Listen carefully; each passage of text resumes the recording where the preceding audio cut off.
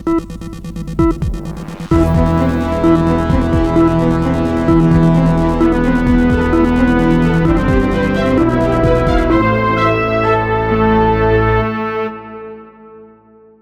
साल के मॉनसून ने पूरे भारत में ऐसी तबाही मचाई जो पिछले कई दशकों में कहीं नहीं देखी गई।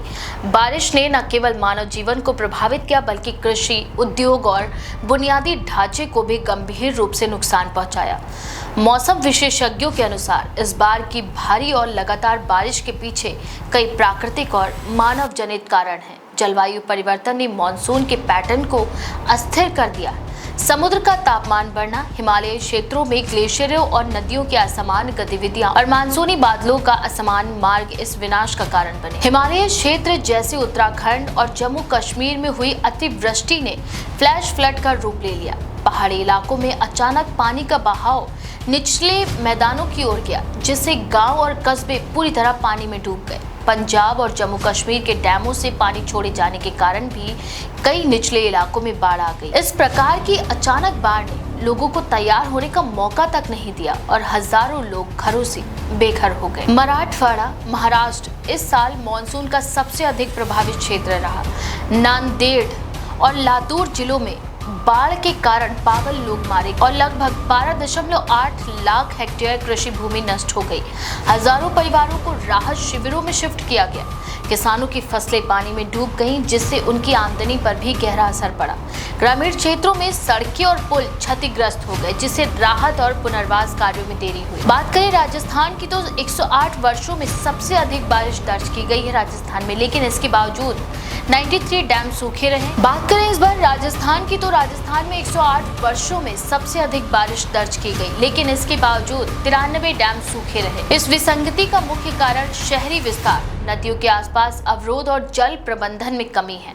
डैमों में पर्याप्त पानी नहीं होने के कारण निचले इलाकों में जल संचय नहीं हो पाया और जल संकट गहराया। इस स्थिति ने राज्य की कृषि और जल आपूर्ति दोनों को ही प्रभावित किया। उत्तराखंड और जम्मू कश्मीर में भारी बारिश और भूस्खलन से सड़क और पुल नेटवर्क को क्षतिग्रस्त कर दिया। उत्तराखंड में सीमा सड़क संगठन को लगभग 100 करोड़ का नुकसान हुआ।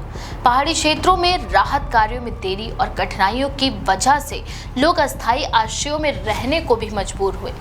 पर्यटन पर आधारित अर्थव्यवस्था और ग्रामीण जीवन दोनों ही प्रभावित हुए। यूपी के बिजनौर जिले में भारी बारिश के कारण वन्य जीवन प्रभावित हुआ। बारिश के कारण कई जानवर अपने प्राकृतिक आवासों से बाहर आ गए।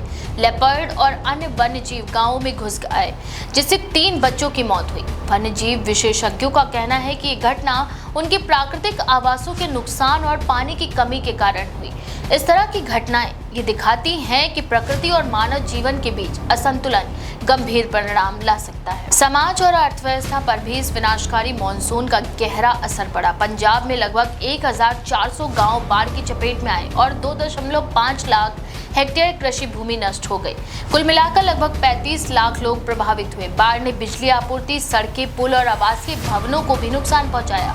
राज्य और केंद्र सरकार की आपदा प्रबंधन प्रणाली पर भी दबाव पड़ा। राहत कार्यों में देरी और आपूर्ति कमी ने प्रभावित लोगों की समस्याओं को और काफी हद तक बढ़ा दिया। भविष्य की तैयारियों के संदर्भ में ये साफ है कि हमें प्रकृति की ताकत को गंभीरता से लेना होगा। जलवायु परिवर्तन के चलते प्राकृतिक आपदाओं की तीव्रता और असमानता बढ़ रही है। इसके मद्देनजर ये जरूरी है कि इंफ्रास्ट्रक्चर, नदियों, डैम और जलाशयों के प्रबंधन को आधुनिक और टिकाऊ बनाया जाए। पहाड़ी क्षेत्रों में सड़क और पुलों को डिजाइन भारी बारिश और भूस्खलन को सहन करने योग्य होना चाहिए। सामाजिक दृष्टि से ये भी स्थिति चिंताजनक है। बाढ़ के कारण लोग अपने घरों और जमीन से बेघर हुए। बच्चों, महिलाओं और बुजुर्गों की सुरक्षा सबसे बड़ी चुनौती बनी रही। अस्थायी आश्रयों में स्वास्थ्य सेवाओं, खाद्य और पेयजल की उपलब्धता सीमित रही। कई परिवारों को राहत और पुनर्वास के लिए लंबा इंतजार भी करना पड़ा। मॉनसून की इस विनाशकारी स्थिति ने यह भी स्पष्ट किया कि हमें शहरों और ग्रामीण इलाकों में जल निकासी और आपदा प्रबंधन प्रणालियों में सुधार करना होगा। सरकार और गैर सरकारी संस्थाओं को मिलकर राहत और पुनर्वास कार्यों की प्रभावी योजना बनानी होगी। साथ ही साथ पुराने डैम प्रबंधन तरीकों को सुधार कर आधुनिक तकनीक और पूर्वानुमान आधारित उपाय अपनाना आवश्यक है। 2025 का मॉनसून ये चेतावनी दे रहा है कि प्रकृति के साथ संतुलन बनाए रखना कितना अहम है। यदि समय रहते उचित कदम नहीं उठाए गए तो भविष्य में बाढ़ और अन्य प्राकृतिक आपदाओं का खतरा और बढ़ सकता है। राज्यों और केंद्र को मिलकर व्यापक योजना, सतर्कता और तैयारियों के साथ काम करना होगा ताकि जीवन और संपत्ति की रक्षा की जा सके।